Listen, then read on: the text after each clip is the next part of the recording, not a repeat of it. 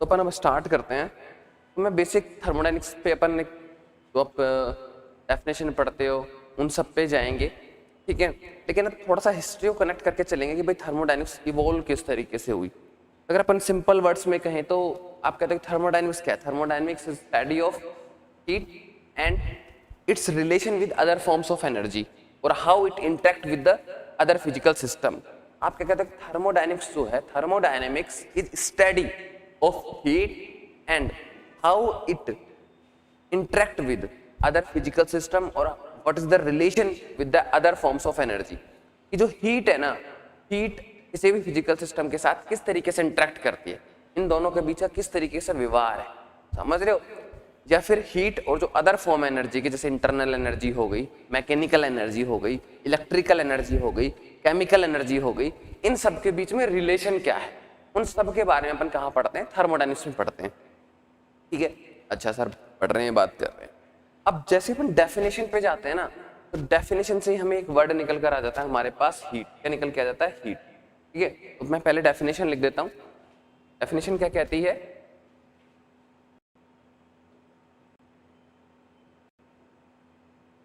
Thermodynamics is study of heat and other form of energy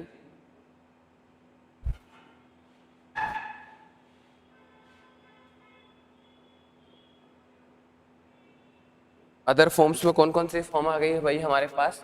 mechanical energy आ गई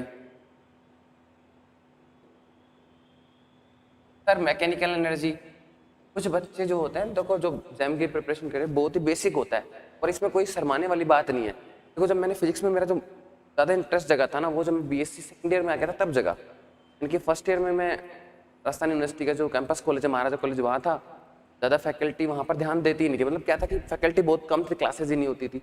जब मैं BSc second year में आया तो मैं पहली बार मैंने फिजिक्स को थोड़ा सा ज़्यादा इंटरेस्ट लेके पढ़ना स्टार्ट किया। मैंने रेफरेंस बुक पढ़ना स्टार्ट किया तो मैंने देखा कि मेरे को सिंपल कॉन्सेप्ट ही नहीं पता है कि मैं बीएससी सेकंड ईयर में था, हा? और क्लास 12th के अंदर मेरे आरबीएससी जो बोर्ड उसके अंदर 98 मार्क्स थे फिजिक्स में, लेकिन फिर भी मुझे लगा कि मुझे बहुत बेसिक चीजें ही नहीं पता है। तो आज आपको नहीं पता है, that is not a bad thing, समझ रहे हो? एक बुरी चीज नहीं है, लेकिन आप सीखने की कोशिश नहीं कर रहे हो, that is a bad thing, समझ रहे हो? तो आपको पहली चीज क्या है, साइंस के अंदर कभी भी ऐसे मत सोचना कि यार मेरे को इतनी सी बात नहीं पता, इतनी बेसिक आइडिया नहीं था। खुद को कभी भी ब्लेम करने की जरूरत नहीं है, बस सीखने के आपके अंदर क्या होनी चाहिए? जिज्ञासा होनी चाहिए भाई, सीखने की इच्छा होनी चाहिए, बाकी कोई दिक्कत नहीं है। तो कहीं मैकेनिकल एनर्जी क्या है? मान लो यहाँ पर एक व्हील घूम रहा है, एक पहिया घूम रहा है, ठीक है, और घूमते हुए पहिए को मैंने हाथ से रोक लिया, घूमते हुए पहिए को मैंने हाथ से रोक लिया, तो मैंने वर्क किया बेसिकली। पहिए के पास क्या थी? काइनेटिक एनर्जी थी। पहिए के पास क्या थी? काइनेटिक एनर्जी थी, और मैंने उसे रोका, मैंने वर्क किया, रोका। तो ये जो मैंने रोकने का कार्य किया, ये जो वर्क है ये बेसिकली मैकेनिकल एनर्जी में आएगी। किसके अंदर आएगी? मैकेनिकल एनर्जी के अंदर आएगी, ठीक है। ऐसा ही इलेक्ट्रिकल एनर्जी,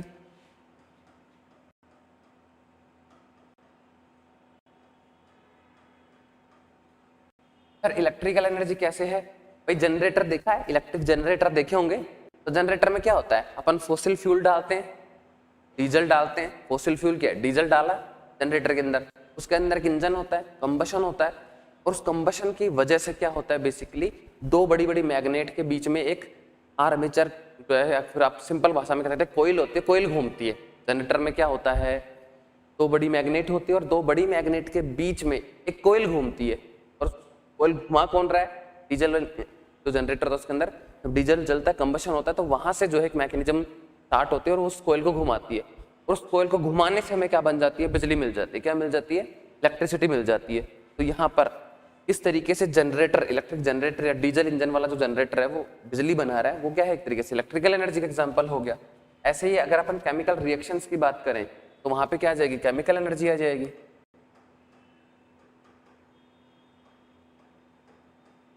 ठीक है। डायरेक्ट सनलाइट के अंदर आपने अगर कोई चीज रख दी तो चीज गर्म होने लग जाती है, तो उसको अपन कह सकते हैं भाई थर्मल एनर्जी है। वहां पे कैसी एनर्जी है? थर्मल एनर्जी है। इस तरीके से थर्मोडायनेमिक्स क्या है? हीट और जो अदर फॉर्म्स एनर्जी के, उनकी स्टडी है, या फिर आप क्या कह सकते हैं और thermodynamics study of how heat and energy interact with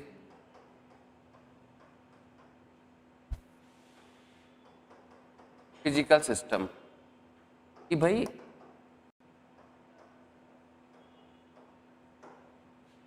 जो हीट है वो किस तरीके से इंटरेक्ट करती है किसी भी फिजिकल सिस्टम के साथ, उसकी स्टडी अपन कहाँ करते हैं, थर्मोडायनेमिक्स में करते हैं।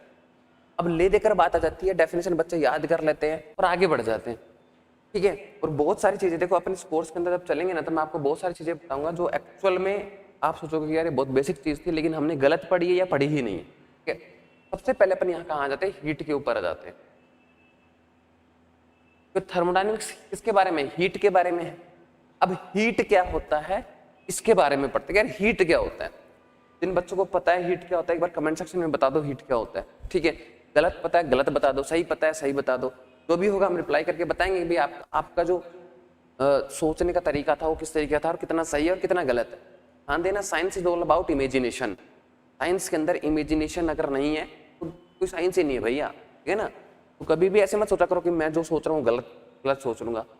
आज अपन कोई भी फिजिक्स की बुक उठा के देख लेंगे, कोई भी थ्योरी उठाकर देख लोगे, वहाँ पे अरस्तु, हिंदी में बोलते हैं अरस्तु, इंग्लिश में लिखा जाता है अरिस्टोल, है ना, एरिस्टोल। इसका नाम आपने जनरली हर जगह देखा होगा, हिंदी में बोलते हैं अरस्तु।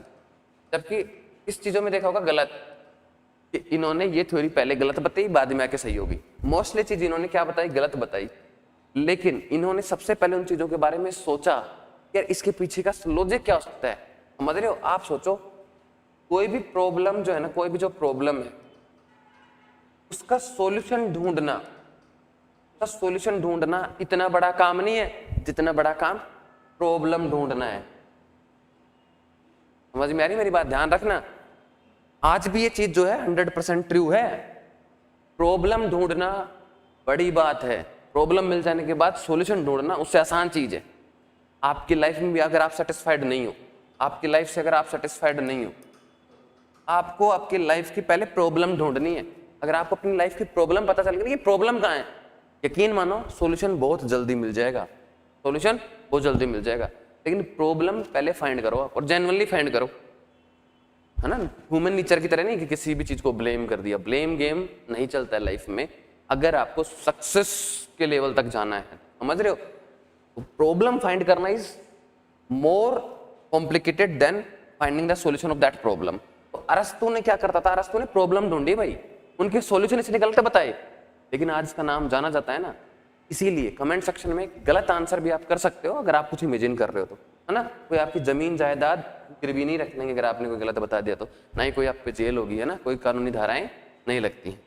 तो ले दे के बात आ जाती है कि भाई ये हीट जो है ये क्या है, सारा कॉन्सेप्ट इसके बारे में पढ़ेंगे अब अपन पहले, ठीक है।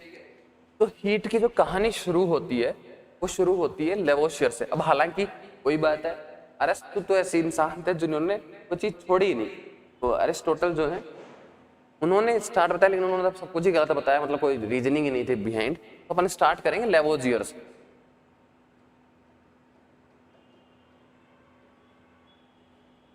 अब ये नाम है भाई, साइंटिस्ट थे, ठीक है। तो लेवोजियर ने सबसे पहले थ्योरी दी थी हीट की, और इस थ्योरी को क्या कहते हैं, कैलोरिक थ्योरी।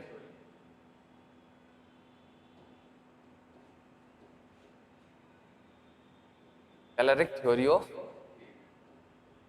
मतलब सबसे पहले लेवोजियर ने समझाने की कोशिश की कि भैया होती क्या है, होती क्या है। इन्होंने समझाने की कोशिश की हीट को। तो इन्होंने क्या बताया, इन्होंने ये बताया कि भाई हीट जो है ना, हीट क्या है, एक इनविजिबल फ्लूइड है। क्या है, there is an invisible fluid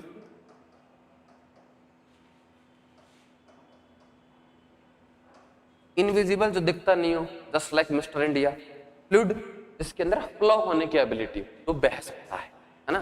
बह तो आपका मन भी सकता है, दिल भी सकता है, लेकिन वो थोड़ा भावनाओं पे थोड़ा कंट्रोल रखना है। बह कौन सकते हैं, लिक्विड और गैस। इन्होंने कहा कि there is an invisible fluid, क्या है, दिखाई नहीं देने वाला फ्लूइड है, that is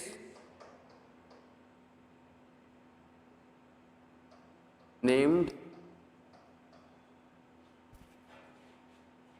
as caloric fluid, और उसका नाम क्या दे दिया गया, कैलोरिक फ्लूइड उसको नाम दे दिया गया। और ये कहा गया कि जो हीट है ना, ये बेसिकली कैलोरिक फ्लूइड ही है, और ये हर एक मैटर में है, इन एवरी मैटर। जितना भी जो यूनिवर्स में आप मैटर देख रहे हो, जितने भी पदार्थ देख रहे हो, उन सभी के अंदर एक इनविजिबल फ्लूइड है, और उसको कैलोरिक फ्लूइड उन्होंने कहा, किसने, लेवोजियर ने, और वो ही रेस्पॉन्सिबल है हीट के लिए, वो ही रेस्पॉन्सिबल है हीट के लिए। के साथ साथ इन्होंने क्या कहा, इन्होंने ये भी कहा कि जो कैलोरिक जो फ्लूइड है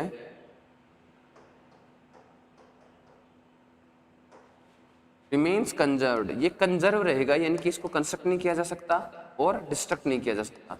मतलब ये बेसिकली क्या करता है, ट्रांसफर हो जाता है एक मैटर से दूसरे मैटर में। इसने क्या कहा कि जो कैलोरिक फ्लूइड है वो रिमेन कंजर्व्ड, कंजर्व रहेगा। कंजर्व का मतलब ना उसको बना सकते हो आप, ना ही नष्ट कर सकते हो, मतलब एक मैटर से दूसरे मैटर में ये चला जाएगा। ये बात लेवोजियर ने बताई। इसके अलावा क्या कहा कि जो कैलोरिक जो फ्लूइड है, कैलोरिक जो फ्लूइड है इज रिपल्सिव इन नेचर, कि नेचर के अंदर कैसा है, रिपल्सिव है। रिपल्सिव मतलब धक्का देगा, एक दूसरे को दूर दूर करेगा, समझ रहे हो। अब सवाल आता है कि भाई थ्योरी में ये पॉइंट हमें समझ में आ रहे हैं सर, कि लेवोजियर ने ये कहा कि भैया एक इनविजिबल फ्लूइड है, हर एक मैटर के अंदर है, जो कि हीट के लिए रेस्पॉन्सिबल है, ठीक है, और ये कंजर्व रहता है, ठीक है, और जो उसका जो नेचर है वो रिपल्सिव नेचर है। अब इन्होंने ये आके बात कही, और क्या सब लोग ये बात मान लेंगे, नहीं मानेंगे। साइंस की यही तो खूबसूरती है, कोई भी आके कुछ भी कह देगा तो उसको माना नहीं जाता। तो पीछे आप लॉजिक दो भाई, रीजनिंग दो। तो लेवोजियर ने क्या रीजनिंग दी इसके पीछे, समझो उसको। लेवोजियर ने ये जो कॉन्सेप्ट ये कहीं ना कहीं से जो बनाई, ये बहुत ही पुरानी थ्योरी से बनाई। तो आपने सुना होगा अपने बड़े बूढ़ों से भी कि हमारा शरीर 5 तत्वों से मिलकर बना हुआ है, हमारा शरीर 5 तत्वों से मिलकर बना हुआ है। ये हमारे वेदों के अंदर है ये बात। तो ह्यूमन जो है, human is made up of 5 elements, 5 तत्वों से बना हुआ है, 5 तत्व, इनसे हमारा शरीर बना हुआ है। This is mentioned in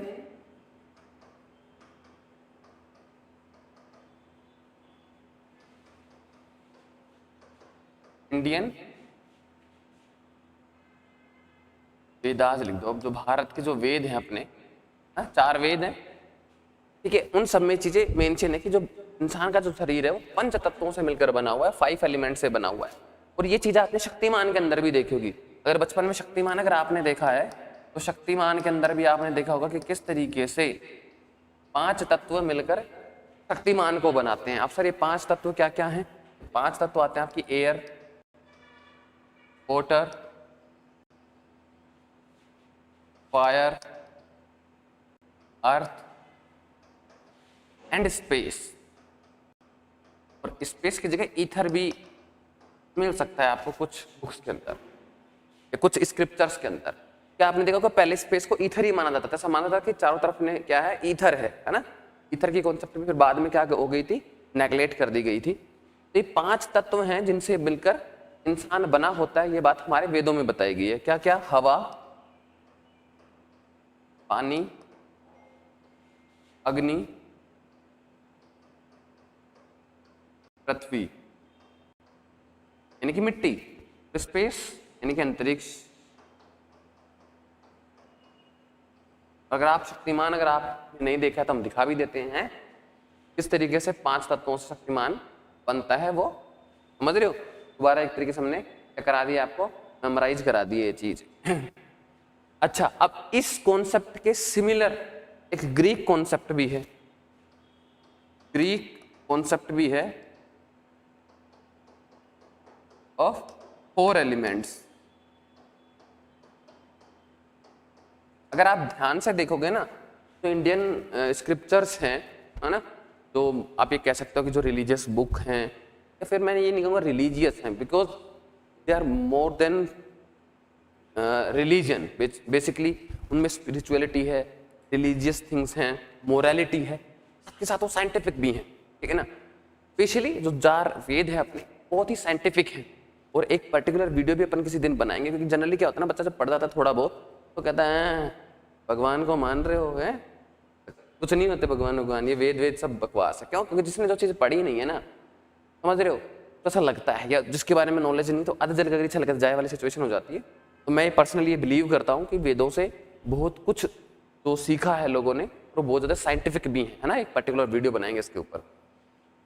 Greek concept है 4 एलिमेंट्स की, उसके अंदर ये 4 हैं, स्पेस नहीं है, समझ रहे हो। यानी कि क्या क्या है, एयर है, अंदर वाटर है,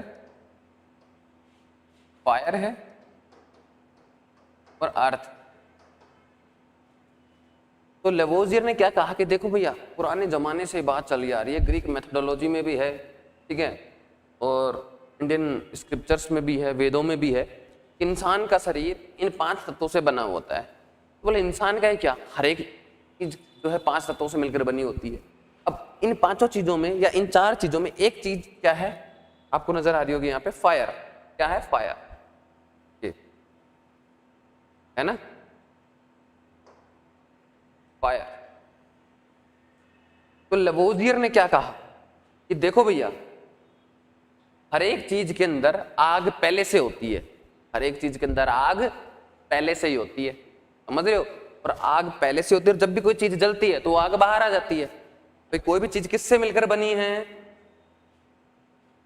5 चीजों से, या फिर ग्रीक के अनुसार चले तो 4 चीजों से मिलकर बनी, जिनमें से एक आग भी है, फायर भी। बोले जब भी कोई चीज जलती है तो अंदर वाली आग बाहर आ जाती है, ठीक है। बोले तो थोड़ा कहानी देखो, होता क्या है, जब भी कोई बात बताई जाती है तो पीछे की कहानी कितनी स्ट्रांग है वो बहुत इंपॉर्टेंट है, समझ रहे हो। कहानी बन गई यार लेवोजियर के लिए, अच्छी है। बोले यार हाँ, 4 वेद तो कह रहे हैं, ग्रीक मेथोडोलॉजी जो कह रही है। और बोले अब आग है अंदर, अगर आग है और आग अंदर से बाहर आ जाती है जब भी कोई चीज जलती है तो आग किसी न किसी वजह से तो होगी। अरे भाई पेट्रोल से आग लगती है, लकड़ी से आग लगती है, कोयले से आग लगती है, डीजल से आग लगती है, ठीक है, सीएनजी एलपीजी से आग लगती है। बोला आग लगने का भी तो कुछ चीज होती है। तो बोला आग जो अंदर से बाहर आ रही है, जो अंदर जो आग है वो किसकी वजह से है? वो बोला मेरे इस फ्लूइड की वजह से है। कौन सा फ्लूइड की वजह से? मेरे कैलोरिक फ्लूइड की वजह से। समझ गए? एक बहुत ही स्ट्रॉन्ग कहानी बना दी लेवोजियर ने कि देखो भाई, हर चीज किससे मिलकर बनी है? 5 तत्वों से, या फिर कह दो आप 4 तत्वों से। उनमें से एक आग है, और अंदर की आग बाहर आती है। जब भी कोई चीज जलती है तो एक्चुअल में क्या होता है, अंदर वाली आग बाहर आ जाती है, और जो अंदर वाली आग है किसकी वजह से चल रही है? किसकी वजह से है? इस फ्लूइड की वजह से। कुछ तो होना चाहिए जलाने के लिए, उसको उन्होंने क्या कह दिया? कैलोरिक फ्लूइड कह दिया। तो कहानी बन गई तो थ्योरी बन गई। लोगों ने ठीक है बोले यार मान लेते हैं, लेकिन ये कहानी ज्यादा दिन चली नहीं। क्यों? क्योंकि फिर आ गए भैया थॉमसन, बेंजामिन थॉमसन। एक और कैरेक्टर को इंट्रोड्यूस करते हैं। कौन आ गए?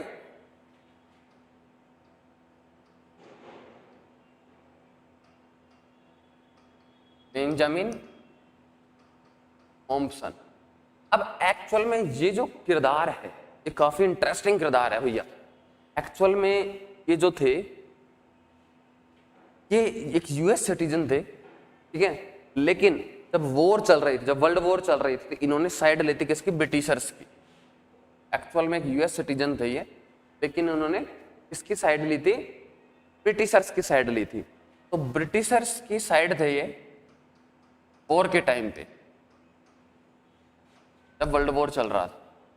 अब वॉर चल रही, तब वॉर में क्या चाहिए? वॉर में चाहिए भैया वेपन, यार चाहिए, वेपन चाहिए।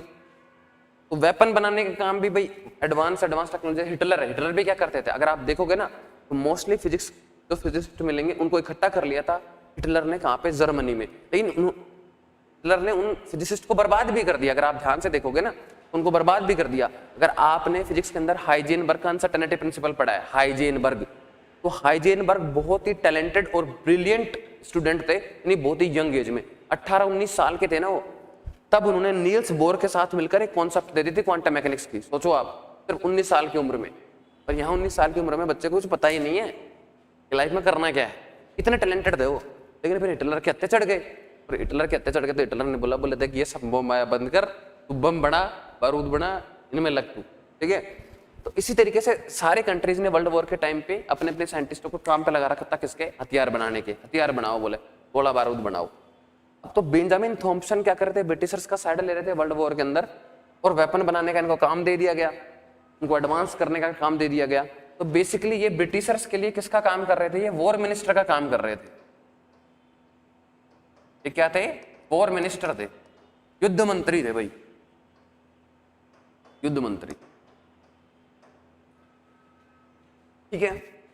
अब एक दिन ये प्रयोगशाला जो होती है वहां पे गए, देख रहे थे, तो वहां पे तोप बन रही थी, कैनन। पुराने जमाने की तोप देखी हुई है क्या? किलो में अगर कभी देखी हो, फिल्मों में देखी होगी, ठीक है।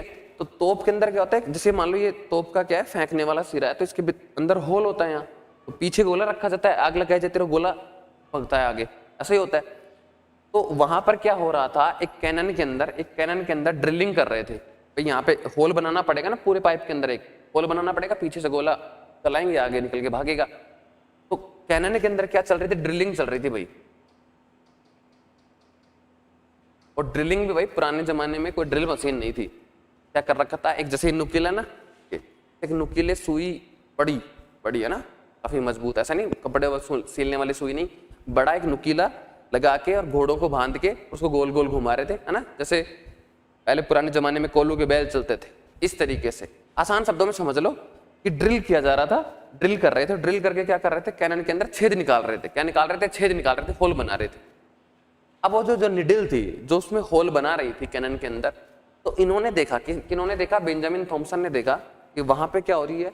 हीट जनरेट हो रही है। अरे आज भी आप 2 पत्थर घिसोगे, कुछ भी करोगे, समझ रहे हो? ड्रिल मशीन भी चलती है, ड्रिल मशीन चलती है, ड्रिल मशीन का जो स्टिक होती है वो गर्म हो जाती है, नहीं हो जाती? तो उन्होंने देखा कि काफी हीट जनरेट हो रही है, और हीट जनरेट जो हो रही थी तो उसमें जो कैनन का जो पार्ट था वो भी गर्म हो रहा था, और जो ड्रिल मशीन थी, जो घोड़ों द्वारा ड्रिल मशीन बना रखी थी, यहाँ पे मैं इमेज दिखा देता हूँ, जो ड्रिल मशीन जो थी उसकी जो निडल थी वो भी गर्म हो रही थी।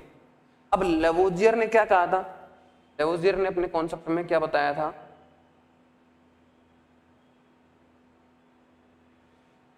कि कैलोरिक फ्लूइड रिमेन्स कंजर्व्ड। कि कैलोरिक फ्लूइड क्या रहता है? कंजर्व रहता है। ये एक मैटर से दूसरे मैटर में जा रहा है, ठीक है। और कैलोरिक फ्लूइड क्या रहता है? रिपल्सिव भी रहता है नेचर में। अच्छा, ये चीज मैं बताना भूल गया कि रिपल्सिव रहता है। ये बात कैसे समझाई लेवोजियर ने? तो पहले ये बता देते हैं ना, फिर थॉम्सन वाले पे दोबारा चल लेंगे। तो ये जो पहला कॉन्सेप्ट है इनविजिबल फ्लूइड का, ये कहाँ से समझाया लेवोजियर ने? इन कॉन्सेप्ट से समझाया। और रिपल्सिव होता है, ये कैसे बताया? इन्होंने बताया कि भाई देखो, जब भी कोई चीज अपन गर्म कर रहे थे, बोले जब भी कोई चीज मैं बोले गर्म कर रहा हूं, तो गर्म कर रहा हूं इसका मतलब मैं इसको क्या दे रहा हूं? हीट दे रहा हूं। और जब भी बोले हीट दे रहा हूं तो ये चीज क्या होती है? फैलती है। क्या करती है? एक्सपेंड करती है। अरे गर्म करने पे कोई भी चीज जनरली क्या होती है? फैलती है। कुछ एक्सेप्शन है, जैसे वाटर, है ना, 0 डिग्री से लेके 4 डिग्री तक वो एक एक्स्ट्राऑर्डिनरी कैरेक्टर दिखाता है ना। बाकी जनरली अपन एक जनरल पर्सपेक्टिव में देखें तो कोई भी चीज को गर्म करने पर, हीट देने पर, गर्म करने पर एक्सपेंड होती है, फैलती है। और बोले हीट क्या है? हीट क्या है? कैलोरिक फ्लूइड है। हीट क्या है अपना? Caloric fluid. हीट क्या है? Caloric fluid. यही तो बताया उन्होंने इसको। तो बोले जब अपन कैलोरिक फ्लूइड किसी को दे रहे हैं तो चीज एक्सपेंड हो रही है, दूर दूर जा रहे हैं उसके पार्टिकल, दूर दूर जा रहे हैं, मतलब रिपल्सिव है नेचर में। दूर दूर कब जाएंगे? जब रिपल्सिव होंगे। अरे मैंने इसको हीट दी, हीट दी मतलब क्या दिया? कैलोरिक फ्लूइड दिया, कैलोरिक फ्लूइड दिया। कैलोरिक फ्लूइड जब इसको दिया तो फैला, फैला मतलब कैलोरिक फ्लूइड कैसा हो गया? रिपल्सिव हो गया नेचर में। ऐसे ही जब कोई चीज ठंडी की होगी, ऑटोमेटिक जब कोई चीज ठंडी होगी तो बेसिकली क्या होगा? उसकी हीट बाहर निकल रही है। और जब ठंडी होती है तो क्या होती है? कंप्रेस होती है। जब भी कोई चीज को आप कंप्रेस करते हो, है ना, या ठंडी हो रही है, ऑटोमेटिक ठंडी हो रही है, तो क्या होगा? उसका टेम्परेचर धीरे धीरे गिरता चला जाएगा ना। ठंडी हो रही तो हीट बाहर निकली, हीट बाहर निकली तो क्या हुआ? कैलोरिक फ्लूइड बाहर आया, उस मैटर से बाहर आया, और वो क्या हो रही है? कंप्रेस हो रही है। क्या हो रही है? कंप्रेस हो रही है। कंप्रेस हो रही है, इसका क्या मतलब हुआ? कि भैया पार्टिकल्स जो है उसके पास आए हैं। कैलोरिक फ्लूइड जब कम हुआ तो पास आ रहे हैं, मतलब जो रिपल्सिव वाली चीज थी वो बाहर निकलते ही वो पास आने लग गए। समझ गए? किसी भी चीज को जब गर्म कर रहे हैं, हीट कर रहे हैं, तो उसको कैलोरिक फ्लूइड दे रहे हैं, और कैलोरिक फ्लूइड देने से वो दूर दूर हो रहे हैं, एक्सपेंड कर रही है, तो इसका मतलब क्या हुआ? कैलोरिक फ्लूइड रिपल्सिव हुआ नेचर में। इस तरीके से इन्होंने अपनी कॉन्सेप्ट को समझा दिया। किसने? लेवोजियर ने। अब अपन वापस थॉम्सन पे जाते हैं। थॉमसन ने कहा भाई देखो, जब मैं तोप के अंदर निडल से ड्रिल कर रहा हूं दोनों ही गर्म हो रहे हैं, और लेवोजियर ने क्या कहा था कि कैलोरिक फ्लूइड तो कंजर्व रहता है। एक्चुअल में भी कंजर्व नहीं रहना, अगर कंजर्व रहता है तो दोनों में से कोई एक ही चीज गर्म होनी चाहिए ना, या तो दोनों चीज गर्म हो रही है। कंजर्व रहने का क्या मतलब है कि एक ने लिया दूसरे ने दे दिया, एक ने लिया दूसरे ने दे दिया, कंजर्व का यही तो मतलब है, समझ रहे हो। अगर दोनों ही चीज गर्म हो रही है तो मतलब दोनों के पास ही क्या आ रही है, कैलोरिक फ्लूइड आ रहा है, और ये तो कंजर्व नहीं हुआ, तो कहां से आ रहा है, बोले कहां से आ रहा है, तो कंजर्वेशन वाला काम तो बोले नहीं चल रहा। और बोला अगर मैं ये मान भी लूं कि घोड़े घूम रहे हैं, घोड़े घूम रहे हैं, मैकेनिकल वर्क को भी अगर इंक्लूड कर लूं तो भी इतना फर्क नहीं आना चाहिए, थॉमसन ने सोचा। इसका मतलब ये हुआ कि भाई कैलोरिक फ्लूइड जो है कंजर्व तो नहीं रह रहा, तो ये दोनों चीजें गर्म हो रही है। उसके बाद उन्होंने एक और चीज देखी कि जो हीट वहां पे जनरेट हो रही है वो जो निडल है उसकी शार्पनेस पर डिपेंड करनी चाहिए थी। जो निडल ड्रिल कर रही थी तोप के अंदर, कैनन के अंदर, उसकी शार्पनेस पर डिपेंड करनी चाहिए कि कितनी पेनी है, कितनी नुकीली है, इस बात पर डिपेंड करनी चाहिए लेवोजियर के अकॉर्डिंग। लेकिन एक्चुअल में जब थॉमसन ने वहां देखा तो जो हीट जनरेट हो रही थी वो निडल की शार्पनेस पे डिपेंड ही नहीं कर रही थी, वो किस पे डिपेंड कर रही थी कि घोड़े कितना वर्क कर रहे हैं, घोड़े चक्कर काट काट के कितना चक्कर काट रहे हैं, इस बात पे डिपेंड कर रही थी। समझ रहे हो मेरी बात, किस पे डिपेंड कर रही थी कि घोड़े कितना वर्क कर रहे हैं, इस बात पे डिपेंड कर रही थी वो। तो मतलब पहली जो कॉन्सेप्ट थी ये जो लेवोजियर की थी ये फेल होती नजर आ रही थी। क्या होती नजर आ रही थी, फेल होती हुई नजर आ रही थी थॉमसन के पहले पर्सपेक्टिव में। लेकिन थॉमसन ने सोचा कि भाई देखो ये तो मेरे दिमाग में है ये बात, और मैंने देखा भी है कि ऐसा नहीं हो रहा, लेकिन मैं एक एक्सपेरिमेंट करके और समझा देता हूं। क्योंकि अगर मैंने, आपको पता साइंस के अंदर अगर आपने एक एक्सपेरिमेंट और कर दिया उसके बाद आपकी थ्योरी और ज्यादा एस्टेब्लिश हो जाएगी, प्रूफ मिल गया उसको। तो भाई थॉमसन पड़ गए हाथ धो के पीछे, किसके, लेवोजियर की थ्योरी के। और थॉमसन ने क्या किया, थॉमसन ने दो मेटल के टुकड़े ले लिए। एक मेटल का टुकड़ा कहां से लिया, तो कैनन के अंदर जब छेद कर रहे थे तो छोटे छोटे टुकड़े टूट के बाहर निकलेंगे ना, अरे छोटे छोटे टुकड़े बाहर निकलेंगे, तो एक टुकड़ा तो कहां से लिया, एक पीस मेटल का कहां से लिया, तो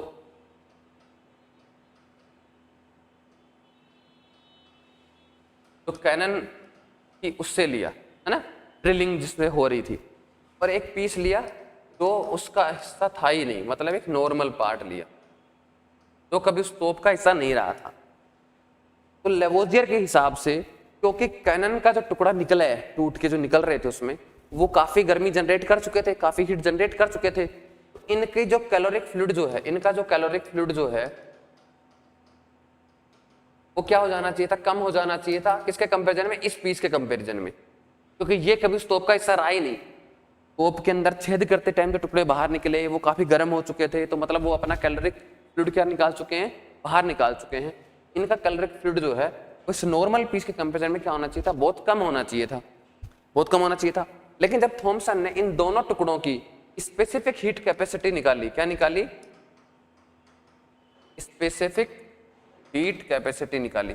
अब सर ये क्या होता है ये भी बताएंगे, है ना, हिंदी में जो हिंदी मीडियम के बच्चे हैं, विशिष्ट उष्मा क्षमता कैपेसिटी ऐसे कुछ है। देखो कुछ हिंदी वर्ड मेरे भी ज़्यादा स्ट्रॉन्ग नहीं है, मैं देख कर बता दूंगा, लेकिन मोस्टली देखो अगर आपको आगे पीजी करना है तो आपको इंग्लिश को जो है हैबिचुअल बनाना पड़ेगा, क्योंकि इंग्लिश इज इंटरनेशनल लैंग्वेज।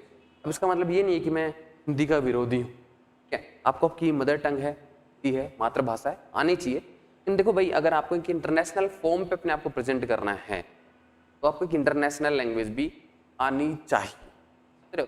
अब आप कहोगे सर इंटरनेशनल लैंग्वेज हिंदी को बना दो, भाई उसके लायक बनो पहले, समझ रहे हो। जिस दिन हमारी टेक्नोलॉजी, हमारे साइंटिस्ट, हमारे पॉलिटिशियंस, हमारी गवर्नमेंट इस लेवल तक कंट्री को पहुंचा दें कि इंडिया को सुनना लोगों के लिए जरूरी हो जाए, उनके पास कोई और ऑप्शन ही नहीं बचे, तो हिंदी सीखेंगे, वो सीखेंगे नहीं सीखेंगे, जैसे हमने इंग्लिश सीखी है वो एक अलग चीज़ है ना, सेकेंडरी चीज़ है। इंग्लिश में क्या कहते हैं, इसको स्पेसिफिक हीट कैपेसिटी कहते हैं, विशिष्ट उष्मा क्षमता, आप ऐसे लिख लीजिए, ऐसे समझ सकते हो। जब दोनों की स्पेसिफिक हीट कैपेसिटी निकाली तो दोनों की क्या आ गई, सेम आ गई। जबकि ये वाला पार्ट जो कैनन से निकला था टूट के, ये तो ऑलरेडी काफी गर्म हो चुका था, तो इसकी स्पेसिफिक हीट कैपेसिटी इसके बराबर नहीं आनी चाहिए थी, लेकिन यहाँ तो सेम आ गई।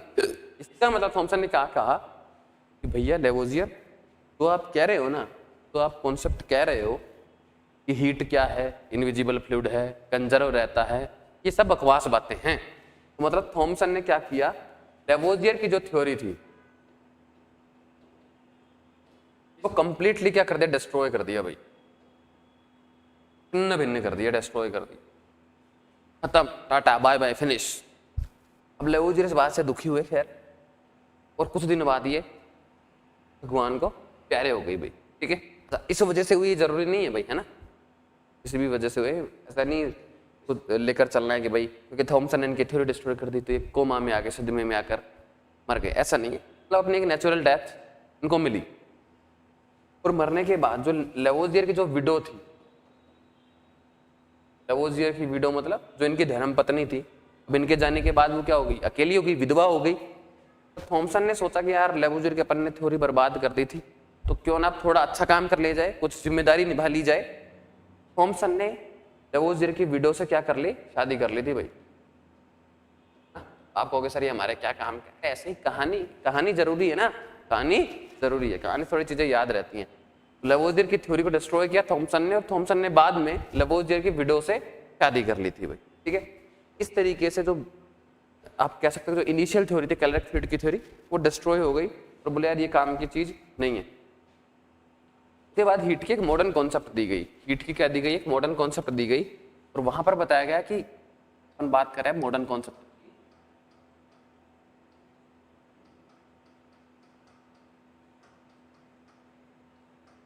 मॉडर्न कॉन्सेप्ट ऑफ हीट की बात करते हैं। और मॉडर्न कॉन्सेप्ट में क्या कहा गया,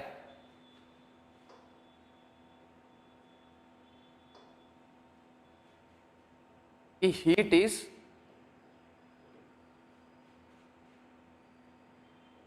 मोड ऑफ एनर्जी ट्रांसफर। समझ रहे हो मेरी बात? मोस्टली अगर आप छोटी क्लास में पढ़कर आए हो या बड़ी क्लास में पढ़ ली हो, तो जनरली क्या कहा जाता है कि heat is energy, heat is energy कहा जाता है ना, है? तो भैया आपको क्या लगता है ये बात कितनी सही है? ये बात भैया जी गलत है, गलत। हीट की जो डायमेंशन है वो एनर्जी जैसी है, लेकिन इसका मतलब ये नहीं है ये एनर्जी ही हो गई है। हीट की जो डायमेंशन है, heat has same dimension, same dimension. अब डायमेंशन यूनिट ये सब आपने 11th क्लास में पढ़ ली होंगी, dimension as energy, but it's not energy. लेकिन ये एनर्जी नहीं है, डायमेंशन सेम हो जाने से आप इसको एनर्जी नहीं कह सकते। ये क्या है? Mode of energy transfer. Mode लिख सकते हो या फिर प्रोसेस लिख सकते हो, मोड की जगह आप यहाँ पे वर्ड प्रोसेस भी यूज कर सकते हो तो और सिंप्लीफाई करने के लिए। Heat is process of energy transfer. Heat क्या है? एनर्जी ट्रांसफर का एक मोड है, एक तरीका है, एक प्रोसेस। समझ रहे हो? अच्छा, डायमेंशन इसकी एनर्जी जैसी ही होंगी, एनर्जी जैसी ही होंगी। अब आप बोलोगे सर हीट जो है वो एनर्जी क्यों नहीं? क्योंकि किसी भी सिस्टम के लिए आप हीट डिफाइन नहीं कर सकते हो कि यहाँ पे मान लीजिए मेरे पास एक बकेट के अंदर गर्म पानी है, यहाँ पे मेरे पास क्या है? हॉट वाटर है, गर्म पानी है बाल्टी के अंदर। तो मैं ये नहीं कह सकता कि इस जो बाल्टी है इसमें जो गर्म पानी है इसकी इतनी हीट है, इसकी नहीं। मैं इसकी एनर्जी बता सकता हूँ लेकिन इसकी हीट डिफाइन नहीं कर सकता। समझ रहे हो बात? हीट डिफाइन नहीं कर सकता। ध्यान देना, ये बात ध्यान देने योग्य बात है ये। लेकिन इसको अपने एनवायरनमेंट में रख दिया, अब इसकी जो एनर्जी चेंज आ रहा है उसको आप हीट कह सकते हो, तो आप हीट कह सकते हो। लेकिन किसी भी पर्टिकुलर सिस्टम के लिए हीट डिफाइन नहीं की जा सकती कि इस सिस्टम के पास इतनी हीट है ना, इतनी हीट है, ये कभी भी नहीं बताया जा सकता। इस सिस्टम की इतनी एनर्जी है ये बात बताई जा सकती है। समझ रहे हो? तो हीट क्या है? हीट इज मोड और process of energy transfer, specially जब टेम्परेचर डिफरेंस की वजह से, जब टेम्परेचर डिफरेंस की वजह से एनर्जी ट्रांसफर होती है तो उसे हीट कह देते हैं। उसे क्या कह देते हैं? हीट कह देते हैं ना। समझ रहे हो? Change in energy due to the temperature difference is heat. या आप ये जो डेफिनेशन है आपको किसके अंदर मिलेगी? ये वाली डेफिनेशन किसके अंदर मिलेगी आपको? एच.सी. वर्मा की जो 11th-12th के अंदर जो बुक्स चलती है वहां पर आपको मिलेगी दैट चेंज इन एनर्जी, और एक्सचेंज भी लिख सकते हो, आपस में एक्सचेंज करते हैं दो system, due to temperature difference, due to temperature difference is heat.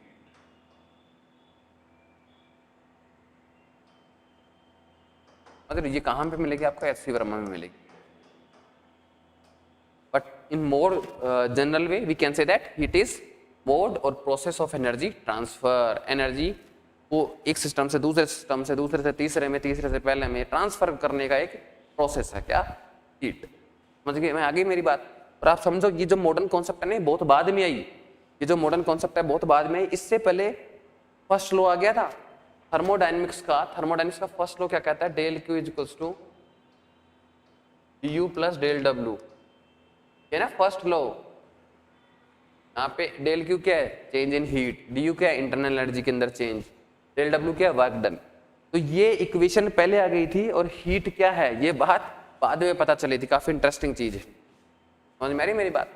तो हीट क्या होती है ये आपको जनरल समझ में आ गया, क्या नहीं होती है और क्या होती है। शुरुआत में क्या कहा गया, लेवोजियर ने क्या बताया, थॉमसन ने इसको किस तरीके से डिस्ट्रॉय किया है, और किस तरीके से अपन मॉडर्न कॉन्सेप्ट तक पहुंचे, ये सब चीजें अपन ने डिस्कस कर ली है।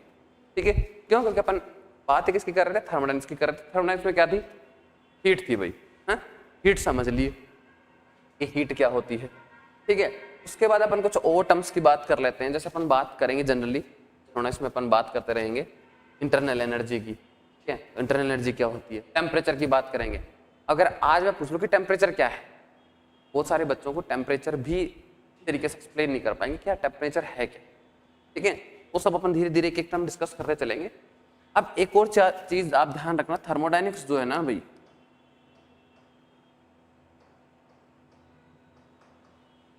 अपन साइंस में बेसिकली दो टर्म यूज करके चलेंगे, microscopic and macroscopic. Statistical physics में जैसे ही जाते हैं वहां पे माइक्रोस्कोपिक डिटेलिंग भी आ जाती है जब अपन एनसेम्बल्स पढ़ेंगे वहां पे। ठीक है, माइक्रो कैनोनिकल एनसेम्बल जब अपन बात करेंगे तो वहां पे माइक्रोस्कोपिक डिटेल में चले जाते हैं। लेकिन थर्मोडायनेमिक्स जो है, थर्मोडायनेमिक्स इज मैक्रोस्कोपिक साइंस। ध्यान रखना ये बात, क्या कहा मैंने, मैक्रोस्कोपिक साइंस। और मैक्रोस्कोपिक का क्या मतलब है, मैक्रो का क्या मतलब है, बड़े लेवल पे। जब आप कोई बड़े लेवल की प्रॉपर्टी पढ़ रहे हो ना, लार्जर स्केल पे जब आप कर रहे हो, यानी मैक्रोस्कोपिक का क्या मतलब है, study eight larger scale, study eight larger scale. समझ रहे हो, जैसे मान लो एक सिलेंडर के अंदर गैस भरी हुई है, उस गैस का वॉल्यूम क्या है, तो पूरी गैस का वॉल्यूम मैं एक साथ बताऊंगा। उस गैस का प्रेशर क्या है वो एक साथ बताऊंगा। उस गैस का टेम्परेचर क्या है वो एक साथ बताऊंगा। ठीक है, तो ये सब क्या है, मैक्रोस्कोपिक प्रॉपर्टी है। ये सब क्या है, मैक्रोस्कोपिक प्रॉपर्टी है। इन सबको कंसिडर करके चलते हैं थर्मोडायनेमिक्स में। लेकिन अगर मैं उस गैस के हर एक पार्टिकल की, उस गैस के हर एक पार्टिकल की पोजीशन और उसकी वेलोसिटी की बात करने लग जाऊं तो वो माइक्रोस्कोपिक प्रॉपर्टियों में आ जाएंगी। जैसे मैं उस हर एक पार्टिकल की पोजीशन और हर एक पार्टिकल का मोमेंटम है, अगर इनको डिफाइन करने लग जाऊं तो ये क्या हो जाएंगी, माइक्रोस्कोपिक डिटेल हो जाएंगी भाई। समझ में आ रही मेरी बात। तो थर्मोडायनेमिक्स में बेसिकली क्या क्या है, मैक्रोस्कोपिक साइंस, यानी लार्जर स्केल पे जो प्रॉपर्टीज हैं, प्रेशर, वॉल्यूम, टेम्परेचर, ठीक है, इंटरनल एनर्जी, इन सब को लेकर चला जाता है। ये बात ध्यान रखें, ठीक है। चलो अब अपन आ जाते हैं नेक्स्ट कि भाई टेम्परेचर क्या है, किस पे जाते हैं,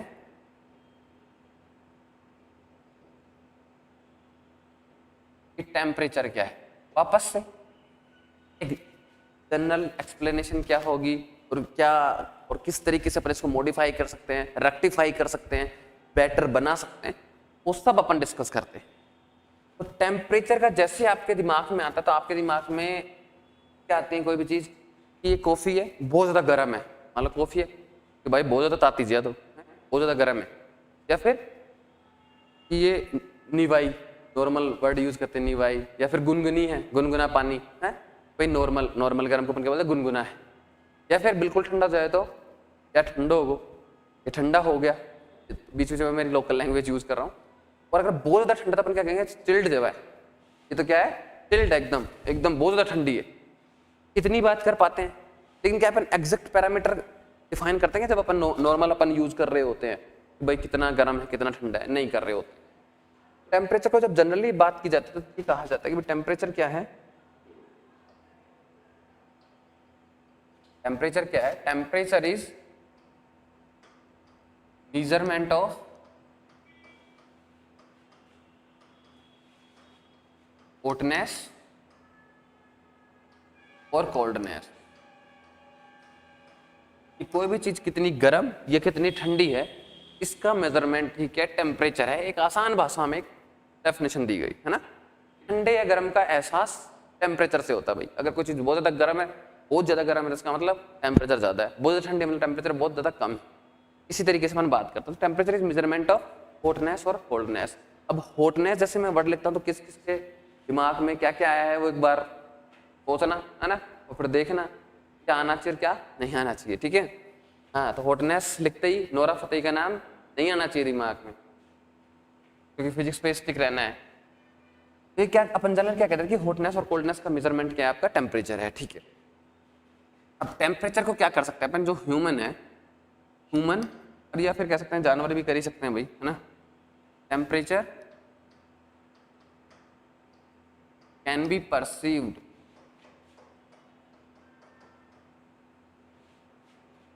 बाई टच। आप टेम्परेचर को टच करके परसीव कर सकते हो, महसूस कर सकते हो, नहीं कर सकते। अगर नहीं कर सकते, आपको लगता है नहीं कर सकते, तो गर्म तवे के हाथ लगा के देख लेना, कर सकते हो नहीं कर सकते हो, हैं। या फिर अभी गर्मी पड़ रही है, गर्मियों के अंदर बाहर कोई गाड़ी खड़ी हो, लोहे की कोई बाइक खड़ी हो, उसके हाथ लगा के देख लेना, पता चल जाएगा। ठीक है, तो हम क्या कर सकते हैं, temperature can be perceived by touch, but somewhat this sensation is limited in range and not reliable। कि भाई आप छूकर मेरे मन को, है ना, छूकर किसी भी चीज को टच करके आप टेम्परेचर को सेंस तो कर सकते हो, लेकिन ये क्या है, लिमिटेड है रेंज के अंदर। बहुत ज्यादा गर्म चीज को छूकर चेक करेंगे क्या अपन, नहीं कर पाएंगे। एक बार कर लेंगे, दूसरी बार कौन करेगा फिर, हैं। और एंड नॉट रिलायबल, भरोसे लायक नहीं है। अब ये बात तो आपको समझ में आ गई कि सर ये जो है ना लिमिटेड है रेंज के अंदर, क्योंकि अपन बहुत ज्यादा गर्म चीज को छूकर या नहीं देखेंगे, नॉर्मल सी बात है, एक बार देख भी लेते दोबारा देखने लायक नहीं बचेंगे। लेकिन ये रिलायबल क्यों नहीं है, रिलायबल क्यों नहीं है, तो मैं एक आपको बेस्ट एग्जांपल देता हूँ। गर्मियों में अगर आपके घर के अंदर, आपके रूम के अंदर कूलर चल रहा है, ठंडा माहौल बना रखा है, चिल्ड माहौल है, सोने लायक राबड़ी पी के और सोने लायक माहौल बना रखा है, या फिर एसी चल रहा है, ये ठंडा माहौल हो रखा है रूम के अंदर, तो आप क्या करो, कोई भी मेटल की जो ऑब्जेक्ट है ना, मेटल की जो धातु की जो चीज है उसको टच करो एक बार। ठीक है, और उसके बाद आप किसको टच करो, अपनी बुक को टच कर लो आप, है, इस बहाने कम से कम किताब को टच तो कर लोगे, बुक को टच करो, या फिर कोई लकड़ी की चीज को टच कर लो। आप ये एक्सपीरियंस करोगे, आप ये महसूस करोगे कि जब आपने मेटल को टच किया, जब आपने किसी मेटल की चीज को टच किया ना, मेटल की चीज को टच किया, और जब आपने कोई नॉर्मल प्लास्टिक की चीज को टच किया, तो जब मेटल की चीज को आप जब टच कर रहे हो तो वो आपको ज्यादा ठंडी महसूस हो रही है, समझ रहे हो, वो ज्यादा ठंडी महसूस हो रही है। कि यानी अगर मैं in air condition room metal object seem or cooler than wooden object। महसूस अगर नहीं किया तो करके देख लो, और अगर किया है तो आप समझ ही गए। कितने लोगों ने ये चीज महसूस की है वो भी कमेंट में बता दो, समझ रहे हो। अगर आप एक ही रूम के अंदर, भाई रूम सेम है, रूम का टेम्परेचर सेम है, सब कुछ सेम है, उसी एनवायरमेंट में वो चीज रखी हुई है, मेटल की चीज भी उसी में रखी हुई है, लकड़ी की चीज भी उसी में रखी हुई है, फिर भी जब छुआ मैंने तो मेटल जो है वो मेरे को ज्यादा ठंडी लगी as compare to wooden object. ऐसा क्यों हुआ, ऐसा क्यों हुआ, क्या रीजन था, समझ रहे हो। ऐसा सेम चीज अगर बहुत ज्यादा गर्मी, बाहर धूप है, बाहर धूप के अंदर आप एक चेयर रख दो, एक लोहे की चेयर रख दो, एक लकड़ी की चेयर रख दो, तो लोहे की चेयर को हाथ लगाओ और लकड़ी की चेयर को हाथ लगाओ, तो लकड़ी की चेयर आपको कम गर्म लगेगी as compare to metal chair. तो मेटल की जो चेयर है उसके कंपेरिजन में आपको जो वुडन चेयर है वो कम गर्म लगेगी। तो ये जो रिलायबिलिटी है खत्म हो गई कि नहीं हो गई है। अगर सेम एनवायरमेंट में रखे हैं तो उनका सेम सेंसेशन आना चाहिए ना, सेम महसूस होना चाहिए अपने को सेम महसूस नहीं हो रहा, तो मतलब ये रिलायबल नहीं है, भरोसे लायक नहीं है। क्या चीज, कुकर, क्या पता लगाना, टेम्परेचर पता लगाना, रिलायबल नहीं है बिल्कुल भी। अब सवाल यहां पर ये आ जाता है कि बाई टच अगर अपन टेम्परेचर को सेंस कर पा रहे हैं तो ये जो डिफरेंस आ रहा है मेटल ऑब्जेक्ट को टच करने पर जो डिफरेंस आ रहा है वुडन के कंपैरिजन में, ये क्यों आ रहा है? भाई अपने को किसने भगवाया? भगवान ने बनाया, भगवान ने बनाया अपने को। और मुझे नहीं लगता कि भगवान कोई भी कमी छोड़ता है अपनी किसी भी क्रिएचर को बनाने में। Give me a minute. Hello, बताओ आगे क्या रखने को? ब्रोशर रख लो, ब्रोशर रखने से क्या होगा?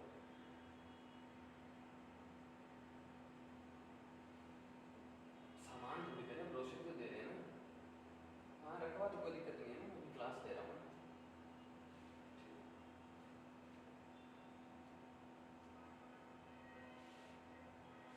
ठीक है, और मैं ये मानता हूँ कि भगवान जो भी चीज बना रहा है भाई उसमें कोई कमी छोड़ता नहीं है। और अगर कमी कोई छोड़ता भी है तो कमी एक्चुअल में खूबसूरती होती है ना। काफी एक्चुअली फिजिक्स के साथ साथ मेरा फिलोसॉफी में काफी इंटरेस्ट है। सोच रहा हूँ मैं कि फिलोसॉफी में भी कुछ लेक्चर्स बनाना स्टार्ट करें। इन्होंने हमें बनाया, अब जो सेंसेशन है उसमें गड़बड़ी आ रही है। तो ये गड़बड़ी आ रही है तो इसके पीछे का लॉजिक क्या है, साइंस क्या है, वो समझ लेते हैं। तो जो सेंसेशन है, sensation depends on rate of heat exchange.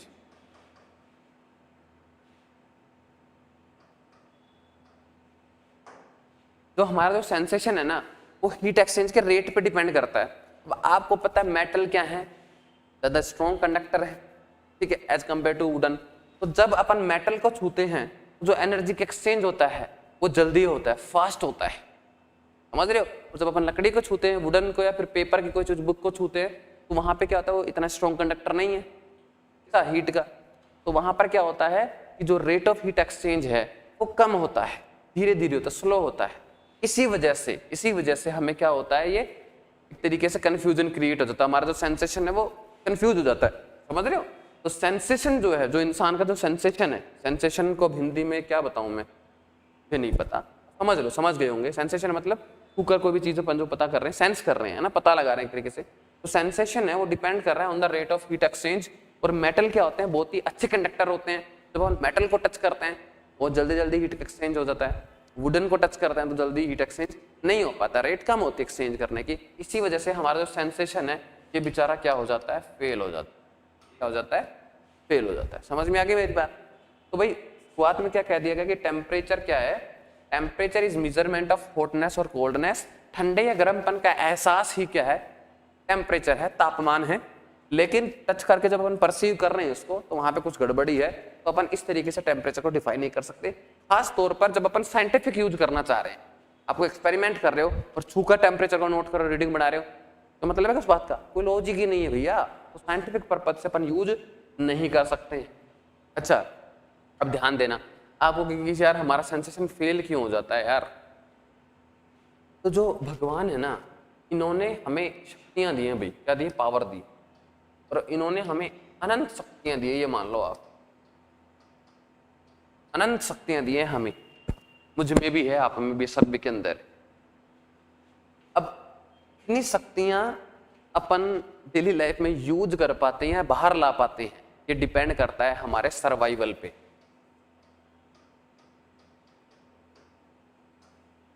Survival मतलब जिंदा रहने के लिए। गाना है जिंदा रहने के लिए, सनम तेरी कसम एक मुलाकात जरूरी है ना, ऐसा कुछ गाना है।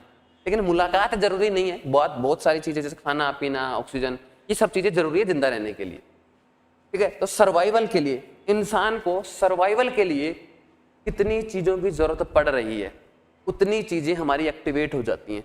समझ रहे हो आप, समझ में आ रही है कि नहीं आ रही मेरी बात। नॉर्मल भग रहे हो और पीछे अगर बहुत भयंकर कुत्ता पड़ जाए, शेर पड़ जाए, तो आपकी ऑटोमेटिक स्पीड बढ़ जाती है, यहाँ अचानक से बढ़ जाती है। आप कई बार लोग पूछते हैं कि भाई मैं इतनी देर तक खड़ा रह सकता हूँ, मैं इतनी देर तक बैठा रह सकता हूँ, आप कितनी देर तक उपड़ू बैठ सकते हो, एक टांग पर कितनी देर खड़े रह सकते हो। तो मैं उनको एक ही जवाब देता हूँ कि ये डिपेंड करता है भाई सिचुएशन पर।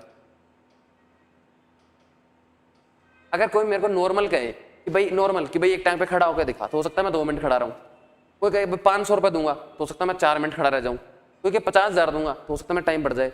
और कोई बंदूक लेके खड़ा हो जाए, एक टांग पे खड़ा रहेगा तब तक गोली नहीं मारूंगा, और दूसरी टांग टिकी और गोली मार दूंगा, ऑटोमेटिकली वो आपका टाइम पहले के कंपैरिजन में बढ़ जाएगा, क्योंकि आपका सर्वाइवल आ गया भाई अब दिमाग में, यार जिंदा रहना तो टांग पे खड़ा रहना पड़ेगा। और हो सकता है वो टाइम घंटों में बदल जाए, आप कुछ घंटों तक एक टांग पे खड़े रह जाओ, या फिर अगर और ज्यादा हो तो पूरा दिन भी निकल जाए हैं, एक टांग पे चलना फिरना सीख जाओ, यार गोली मार देगा, जिंदा ही नहीं बचेंगे। तो मैं ये मानता हूँ कि भगवान ने हमें अनंत शक्तियां दी हैं, उन शक्तियों में से कितनी यूटिलाइज कर पा रहे हैं, पर जितना हमें सर्वाइवल के लिए जरूरी है, जितना जिंदा रहने के लिए जरूरी है। समझ पा रहे हो मेरी बात? हाँ सर, माइक्रोस्कोप से बहुत छोटी छोटी चीजें देख लेते हैं, हमारी आंख से नहीं दिखती। अरे भाई, हमें जिंदा रहने के लिए जितनी चीज दिखनी चाहिए उतनी दिखती हैं, मतलब उतनी चीजें हमें दिखती हैं। अच्छा, अगर अलग अलग जानवरों के लिए आवाज सुनने की क्षमता, देखने की क्षमता अलग अलग होती है, क्यों?